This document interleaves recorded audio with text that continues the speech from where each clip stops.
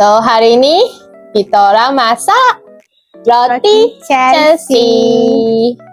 Okay, so dari hasil rupa memang cantik, dia bulat, kita orang gulung-gulung, dia memang nampak sedap lah. Lepas tu dia ada shining sikit sebab kita orang ada glaze apa? Susu telur tu kan. Betul.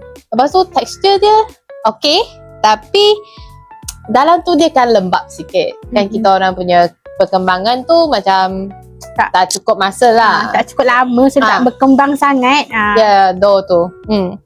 Lepas tu rasa dia memang manis sebab kita orang letak gula dan masam sebab kita orang letak kismis. Ya, so dia seimbang. Dia balance manis dengan masam tu seimbang. Ya. Okay, terasa. Terus, untuk aroma memang bau kuat dan wangi masa ambil keluar dari oven tu. Sedapnya macam, oh ya Allah, tak sabarnya nak makan lah macam kita punya rasa lah. Ya. Bau dia sedap bila dia keluarkan daripada oven tu kan.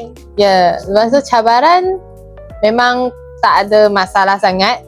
Cuma yang masa untuk perkembangan dough tu tak cukup dan tangan kita orang tak kuat. Memang time buat dough tu macam kita buat bicep. Macam ni. Ada mungkin sebab tak kembang, sebab tak terlalu orang kata dia punya tekanan tak banyak sangat, tak kembang sangat lah. Ya. So untuk roti Chelsea. yay. Okay.